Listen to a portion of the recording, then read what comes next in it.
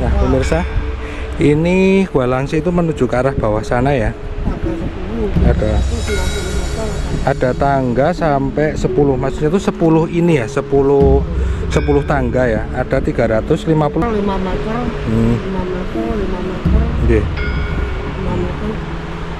Nah, Assalamualaikum warahmatullahi wabarakatuh. Waalaikumsalam. Salam Rahayu. Pemirsa, ketemu lagi nih. Gimana kabarnya? Semoga dalam kondisi sehat selalu.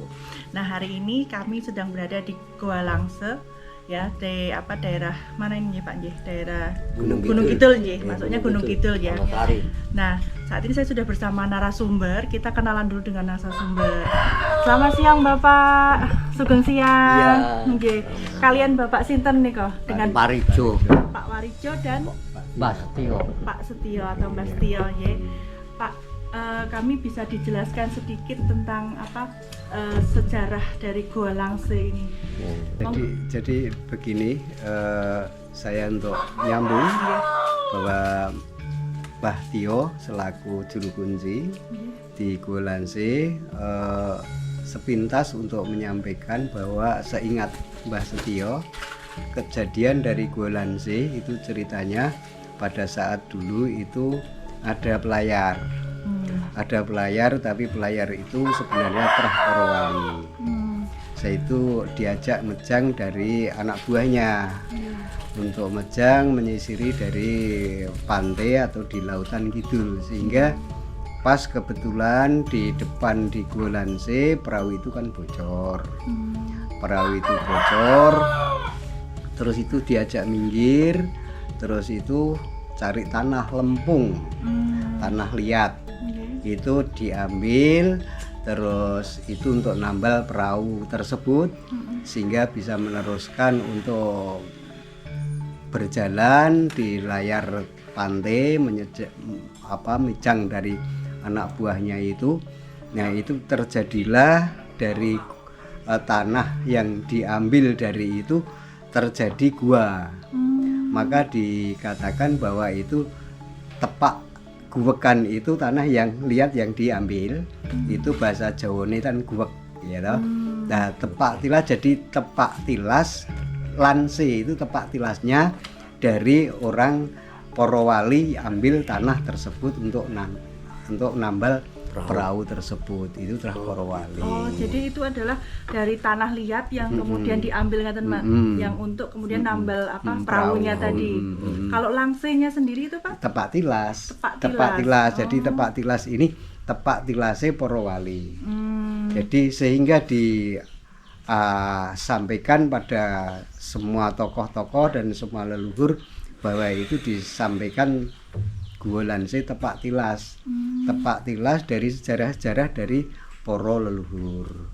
Jadi misalnya Bapak Ibu itu kunjung di Gua Langse, berhubung Bapak Ibu itu orang sakti, terus kembali itu kan punya tepak tilas. Bapak dan Ibu punya tepak tilas untuk bersemedi, tepak tilas Ibu dan Bapak. Maka dikatakan tepak tilas. Sehingga di Gua Langse ini sangat tersohor, jadi yang hadir bukan hanya orang Jawa, bahkan luar Jawa, turis dan lain sebagainya itu banyak karena tepak tilas itu. Jadi sekarang ini untuk mengunjungi, untuk melihat dari tempat leluhur itu barangkali juga untuk mengambil hikmah dari orang-orang sakti, orang-orang leluhur yang sangat berhasil tersebut, sehingga bisa mengambil manfaatnya, sehingga baik pelajar maupun petani maupun pedagang, pejabat dan sebagainya ala berkah,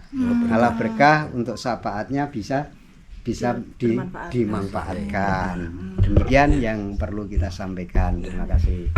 Mbah Setio, kula badhe tanglet niku wonten niku kan jenengan wau sanjang niku kan Trah Porowali nggih. Niku napa termasuk kalih Sunan Kalijaga napa mboten? Lah nggih niku kula pun matur. Sing paling terkenal Sunan niku para Sunan wonten mriku nipun bar tapa. Kula pun matur dibubarke ten pundi nggone sing mapake eyange niku wau sing niku Sunan Kalijaga mapane kono Sunan-sunan niku kula boten dong niku.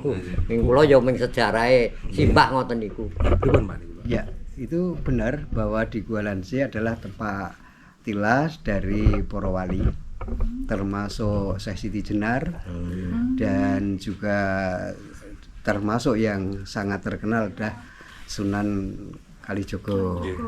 Dan memang benar dari Sunan Kalijogo pada waktu itu ketemu dengan Panembahan Senopati dari Ngalogo di Yogyakarta pada saat itu mau buka alas Mentawai dijadikan Mataram. Itu kebingungan ini bagaimana caranya untuk menyelamatkan dan untuk memelihara tanah tersebut di Mentawai tersebut, sehingga minta pertolongan ketemu dengan Sunan Kalijogo.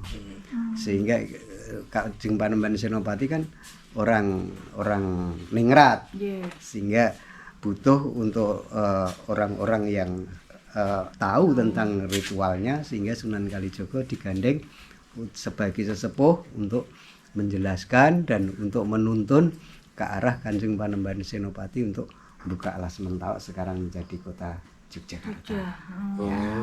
Nah, sehingga di situ dari Sunan Kalijogo dan Panembahan Senopati ini minta pertolongan, diajak dengan Sunan Kalijogo termasuk di pantai Parangtritis, Parangkusumo. Nah, di Watu Gilang. Nah, itu bersamaan dengan Panembahan Senopati. Tapi untuk di situ karena dataran yang terbuka sehingga banyak yang mengganggu hewan dan orang berlalu lalang, itu tidak kusuk, sehingga diajak dari Sunan Kalijogo untuk masuk ke Gualanse yang sangat gelap, yang sangat sakral, yang sangat angker kasarane. Nah, itu diajak di situ untuk menyepi ritual biar kusuk sehingga mendapat ilham dari Gusti Yang Maha Kuasa. Ya, terjadilah bahwa itu bisa terwujud adanya pengen ketemu dengan Ratu Kidul. Sehingga ketemunya ketemu kita ajak kembali di Watu Gilang di Parangkusumo. Sekarang di Pager Beteng itu. Batu Gilang kan hitam. Batu Gilang ya. Itu dulu terus diajak ke situ. Setelah diajak ke situ, itu bertemulah dengan Kanjeng Ratu Roro Kidul. Panembahan Senopati tersebut. Nah, terus pada saat itu semedinya itu menghadapnya ke barat, tapi tidak sholat, tapi semedi. Semedi. Terus di situ laut itu katanya umum, panas. Hawane Kanjeng Panembahan Senopati itu dengan Kanjeng Sunan Kalijogo itu membuat umumnya laut kidul, sehingga muncullah Ibu Ratu ke mendekati itu. Kenapa ini ada seseorang itu yang bikin segoro kita umum, sehingga mendidih panas dan ikan-ikan banyak yang bingung. Nah, berbicara panjang lebar, intinya Kanjeng Panembahan Senopati dengan Kanjeng Sunan ini mau minta bantuan karena saya punya itu jatah dengan Romo untuk menduduki di kota Mentawai. Tapi berhubung di kota Mentawai itu alas belak belukar yang angker, saya kalau menduduki itu minta petunjuk, bisa minta pertolongan. Alas Mentawai niku di mana? Mataram, Jogja, Keraton Jogja niku. Keraton Jogja. Itu dulu masih alas gung liwang-liwung. Istilahnya satu moro satu mati, jalma moro padha keklayi. Nah, piyambake karena Kanjeng Sunan kalian Kanjeng Panembahan Senopati ini sebenarnya walaupun anak muda, tapi terah darah yang sangat baik, itu sudah tahu dalam hati bahwa ini sangat berbahaya, minta pertolongan. Sehingga dengan perjanjian tersebut dikabulkan. Jadi aman. Sekarang ya Pak. Makanya sekarang dari sejarah Kanjeng Sultan Hamengkubuwono ke-9 ketika itu gerbek itu cuman bersendiri, tidak naik kereta mubeng di keraton, itu cuman sendiri. Sebenarnya itu berdua dengan Kanjeng Ibu Ratu.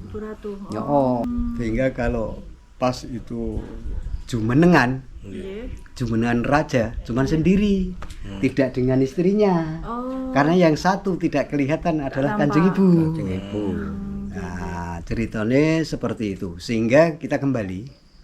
Itu tadi kan ketemunya Kanjeng Sunan Kalijogo dengan Kanjeng Panemon Sapati untuk menceritakan di Petapan Guolanse. Jadi Petapan Guolanse adalah Tepak Tilas. Tepak Tilas ya. Nah, Tepak Tilas leluhur. Sehingga Tepak Tilas leluhur itu tidak hanya itu leluhur yang kecil, tapi termasuk Pak Soekarno, Pak Soekarno, Pak Jenderal Sudirman, Pak Diponegoro, Orang besar nggih. ya, dan Yang luhur-luhur. ya, dan itu pejabat-pejabat itu Oh berarti ke situ. Pak Jenderal Sudirman, Pak Soekarno niku nggih sudah Iya, sudah pernah Iya. semedi Nggak di pernah. sini. Iya. Heeh. Nggak pernah. Tapi karena Pak Soekarno itu orang sakti, lewatnya tidak di sini, bisa lewat pinggir pantai. Karena orang sakti jadi bisa jalan, Melewati jalan di Iya, atas air. karena kesaktiannya. Saktianya. Saktiannya. Sehingga dia di waktu ndok berjalannya keretanya berhenti situ, terus melihat di gua Seluman yang tadi bilang tidak terawat. Itu ada gua yang seperti keong. Oh iya. Iya. Yang belum terbuka. Mbah Tio tahu di situ, sering diajak saya sering. Nuwun sewu Bapak, kalau saat ini ya atau mungkin akhir-akhir ini Nyi Roro Kidul ini apakah suka menampakkan diri atau pernah menampakkan diri gitu Pak di Gualangse ini? Ya sebenarnya karena di Guolanse itu yang hadir di sini orang-orang yang pintar. Nah seperti orang-orang kiai, seperti orang-orang suhu, seperti pokoknya orang yang sakti-sakti yang hadir ke Guolanse. Sehingga orang yang hadir di Guolanse itu sering itu bisa komunikasi. Tapi kalau seperti saya awam itu enggak sulit untuk karena tataran ilmunya Anjir. Ada itu takarannya. ada takarannya. Jadi seperti itu. Sebagai contoh misalnya saya mau ketemu Pak Presiden sulit. Oh, anjir. Ya, kita melalui tahapan. Tapi bagi menteri-menterinya tiap hari ketemu. Kalau saya mau ketemu, mestinya saya harus menemui punya channel dengan orang dalam. Seperti itu, Bu. Oh, jadi ada prosedurnya. Ada prosedurnya. Nah, di sini dari Simbah Tio, Simbah Saki, saya sendiri saya sebagai pemandu ya. Saya sebagai pemandu ini saya karena di sini itu di Guolanse itu letaknya itu di wilayah saya, wilayah Simbah dan sebagainya. Cuma di sini itu untuk mengamankan, menjaga ketentraman dan membuka itu saja, membuka batin.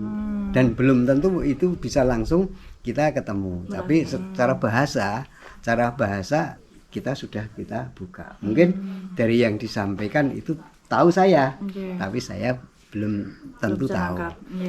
Seperti itu. Jadi di sini ini seperti rumah sakit.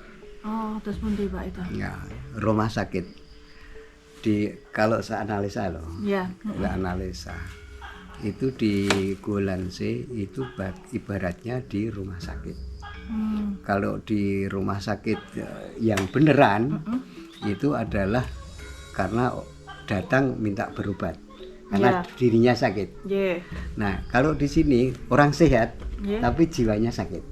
Oh, gimana Hatinya. itu Pak? Ya gitu. Hatinya. Iya, bahannya ya hatinya gitu nih, Pak. Hatinya sakit. Hal sakit itu macam-macam. Karena di Guolanse sifatnya umum.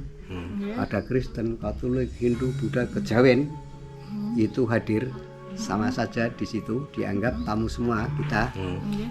Itu kalau kita amati orang yang punya penyakit.